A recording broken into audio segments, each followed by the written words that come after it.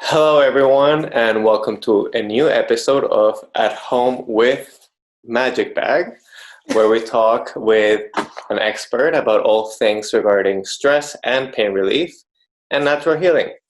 Here I am with Francesca Knowles. So, Francesca is an expert on yoga, and if you can introduce yourself and tell us a bit of what you do. All right. So, hi, everyone. Hey, Daniel. I guess I am, well, I'm a yoga teacher, for one. It's one of the many jobs that I do. But I don't actually see it as a job. I see it as I don't know, something, a practice that I share. So, rather than thinking of myself as a teacher, I like to think of myself as someone who shares a feeling, a class, guides you through things that I like to repeat are optional. So I've been teaching now for 4 years, I want to say. Wow, I've been practicing yoga for a little longer, like maybe a year longer. that's great. And well, we're both fans of yoga, but for people who are not, how could you describe what yoga is? I know a lot of people think yoga is like a series of stretches and sometimes just really advanced stretches. So things like, oh, I'm not flexible enough for me to do that. But I found out that yoga is much more than that. It's about creating a connection between not only your body and your breath, but your body and your mind, your energy. Um, I mean, yoga, if you translate it, so comes from the word yuj in Sanskrit, and that means yoking, to yoke, so like to bring together things. And in the practice, that's what we try to do. We try to connect every part of your spirit, of your body, of your being, and it's not something that obviously will happen after one class. I Yeah. remember my first class, I was very angry at the teacher because she kept telling me to breathe in this advanced posture that I couldn't do. And I was like, have you tried this? And breathe at the same time. So it's definitely a practice. It's not about reaching a goal. It never is. It's about a practice that you continue throughout your entire life. So you can continue to, I guess, observe. So in the end, what you learn from this is really observing things as though you're like an eye in the sky, you know? So Wow, yeah.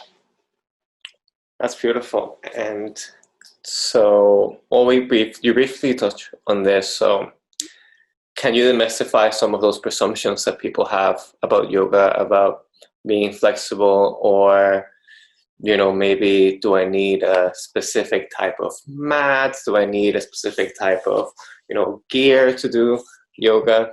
Right. So something I like to, because you just said it, so to do yoga. One of my teachers actually, when I was in my teacher training, so teacher training to become a teacher, he was saying you don't do yoga, you practice yoga. Because doing would mean that, you go into a space and you're doing a workout, but that's not what's happening. So you can practice yoga in so many ways. Yoga has different, so there are different levels, or I should say limbs of yoga. There's meditation for one, there's cleansing, there's chanting, there's moving, which is the one everyone is more connected to, or they see yoga as stretching, working out and stuff like that. Yeah. But so that would be one thing to kind of, shift perspective, just to know that it's not about going into a studio and working out. To practice yoga, you don't need to be Zen. So that's another thing. A lot of people are like, oh, when you go into yoga studio, like, stay quiet. And in terms of flexibility, you really don't need any. Sometimes I find myself meditating while I wash the dishes. I consider that practicing yoga. Or I really like to clean, and I consider that practicing yoga. So it's not about just the movement. You can find it anywhere. If there is something that makes you, allows you, to feel a little bit more rooted into the present, without worrying too much about the past and without being too anxious about the future, which happens to all of us on a day-to-day. But if you have those small little moments in your day, I consider that practicing yoga. Wanted to maybe end with maybe talking about a few tools that can help the people who are at home listening and watching this video for them to practice in their day-to-day during this time. Sure. So something I like to do is I have been trying to meditate at least 5 minutes a day. So there are apps that can help, and my favorite one is called Insight Timer. So that's a great place where you can find free guided meditations, or you can just try to meditate on your own. If you're very new to meditation, something I like to help to offer to students, and of course to myself, is to imagine a mountain. So a mountaintop. You are this mountain, and all the sounds around you. So if you live with kids, if you have a dog, if you have a bird in your house, I do know people who have birds. If there's noise outside your windows from construction, that's the weather. So you can trust the weather to always change. It's never permanent. Nothing stays static. And at times that weather's going to cloud, maybe ruin the image of your mountaintop. But something you can trust is that your mountain peak, it's always there. It's always, always there. And you can just observe your thoughts flow. So it's not easy to clear the mind in meditation. The practice is to observe how the mind works. Naturally, we make links with our thoughts. Can you step away, observe those links happen, let them pass, and come back to your mountain?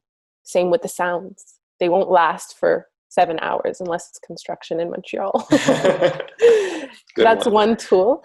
If not, if you want something just maybe to allow yourself to release any emotions you might be carrying with you. I'm not talking about years of past hurt or anything, but things in the moment, perhaps, that maybe no longer serve you purpose, is to ask yourself a few questions. The first one being,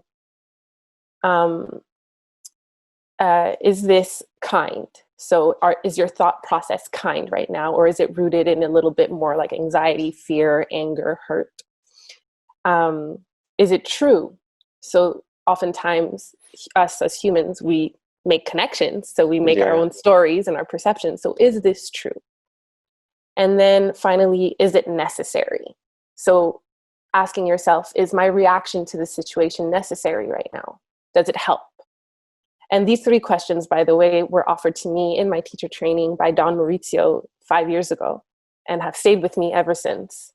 And I still use them to this day. So hopefully that can help you. And if you wanted to start a yoga practice, just sit on your bed, bring your legs to one side and another, bring your arms up, breathe. That's yoga. You don't have to go into the splits to find calm and peace. That's awesome. That was all super incredible content and like teachings and practices that hopefully will be very helpful to all of our audience. Well, thank you so much for reaching out, and thank you for having me. It was really great to have this talk, and I really hope someone can benefit from it. Thank you so much for talking with us, and we will be sharing all of your info on how to reach out to you. I know you post very lovely sessions on your Instagram for practicing yoga. And right. I've used a few myself from yours, especially That's amazing. The ones from working at home and kind of moving like your shoulders and your back. So thank you so much, and we'll be in touch. All right, talk soon. Have a good one. You too.